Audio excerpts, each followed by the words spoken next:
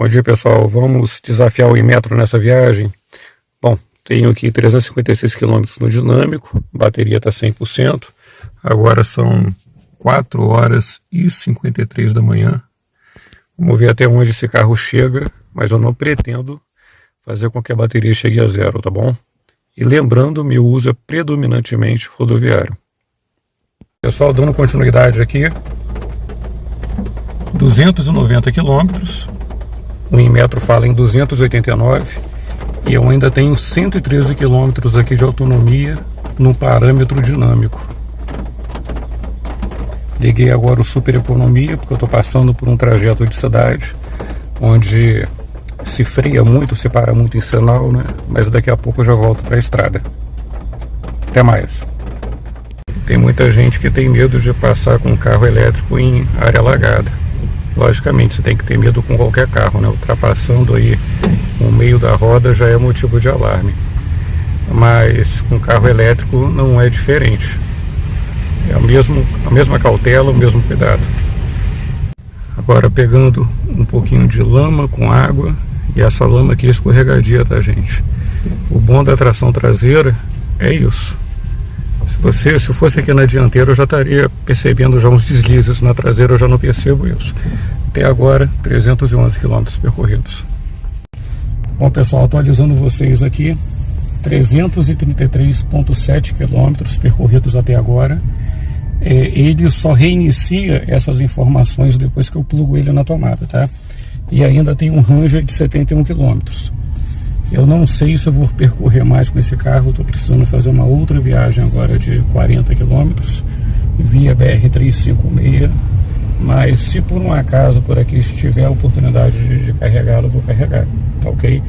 Mas nós já passamos mais de 40 km do previsto pelo Inmetro, isso andando apenas em rodovia. Então está aqui, consumo de energia 93% devido à condução, 2% com uso de ar-condicionado e 5% outros. Pessoal, dando continuidade aqui está as estatísticas de uso. Eu continuo na estrada, outra pessoa está aqui filmando para mim. Essa estatística de uso, ela só reseta quando eu conecto o carregador. Então é a partir da última recarga que ele está contando. Até o momento, então, 371 quilômetros percorridos.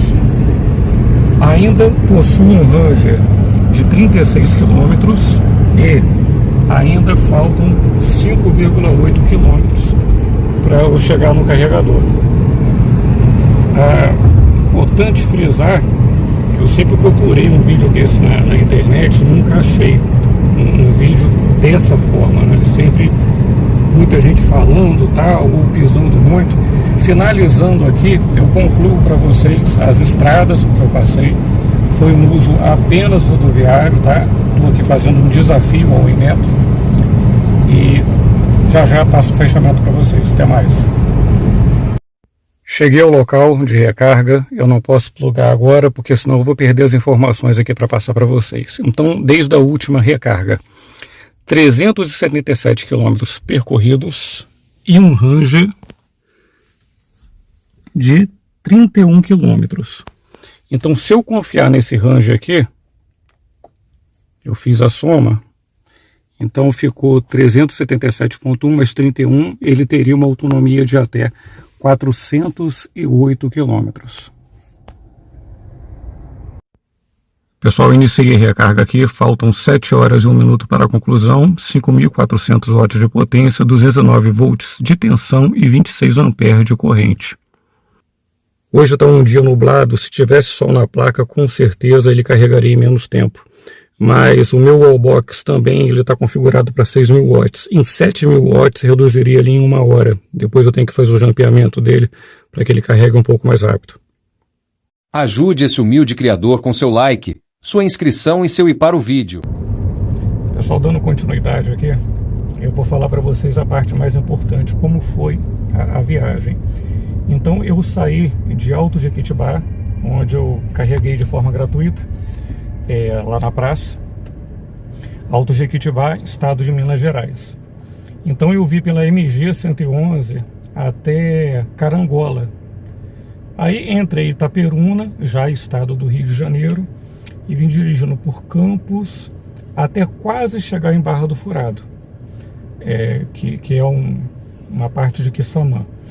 Quase chegando lá, fiz o que eu tinha que fazer e fui para São João da Barra, onde eu fiz aquele vídeo para vocês mostrando o carro carregando.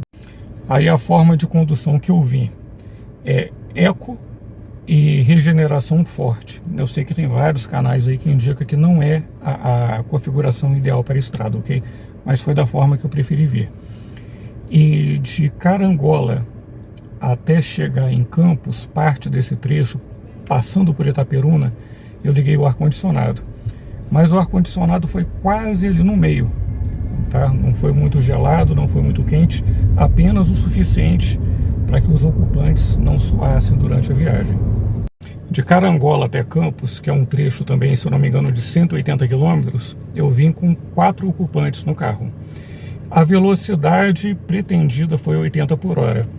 Eu tive velocidades pico de 120 por hora quando era necessário uma ultrapassagem, mas geralmente eu fixava ali 80 por hora na maioria do trecho. Eu tenho uma convicção que o caminho de volta ele não faria essa autonomia, porque tem subida, né? Alto Jequitibá ela não está a nível do mar, se não me engano, está por volta de 600 metros mais ou menos. E o carro, quando eu vou para lá, pelo menos quando eu ia a combustão e fazia essa marcação, ele consumia mais. E eu vejo também muitos canais que falam que o carro na cidade, acho que também é uma estatística do Inmetro, tá? Ele rende mais do que na estrada. E assim, na teoria isso me parece um pouco óbvio. Mas na prática, pelo range que estava sobrando ali, o carro ia ultrapassar 400 km de autonomia, me parece que não. Para quem conhece, quando eu estava chegando ali em Itaperuna, eu tive que ligar o ar-condicionado. O ar-condicionado ele ficou ligado por volta de quase 1 hora. E sempre na temperatura amena. Nada muito gelado, suficiente só para não suar a camisa, tá? A temperatura externa estava no máximo a 30 graus. Os pneus estavam calibrados em 35 libras cada um. Bom, a conclusão que eu chego é a seguinte. O Inmetro está corretíssimo em estabelecer 289 km de autonomia no carro, porque ele não sabe qual a distância, qual o nível de cidade que o condutor vai pilotar, né? E ele tem que nivelar por baixo para que ele tenha segurança e dar respaldo para o consumidor. Então o Inmetro está correto no meu ponto de vista. Agora imagina comigo, poxa, o carro, segundo o range aqui, ultrapassaria 400 km. Mas 350 que seja, gente, eu não gastei 1 centavo com combustível. Isso é muito bom mesmo. Faz um bem danado para a economia da gente aqui. Sei que muita gente vai falar, você vai perder isso na hora da revenda, quando isso tem um problema e tal, mas o tempo que o carro elétrico tem em produção, principalmente lá fora, na Europa, nos Estados Unidos, na China, essas minhas incertezas foram deixadas para trás. Não tenho nenhuma preocupação em relação a isso, tá? Se você estiver satisfeito com o canal, assim como eu estou satisfeito com o carro, eu estou sendo completamente honesto com vocês aqui nas minhas perspectivas em relação ao carro, não estou fazendo terrorismo para te vender cursinho, nem nada disso. Então eu peço para que você me dê sugestões aí de quais são as suas dúvidas, de qual vídeo você quer que eu lance, para que eu tenha fôlego aqui permanecendo com o canal. Um grande abraço a todos.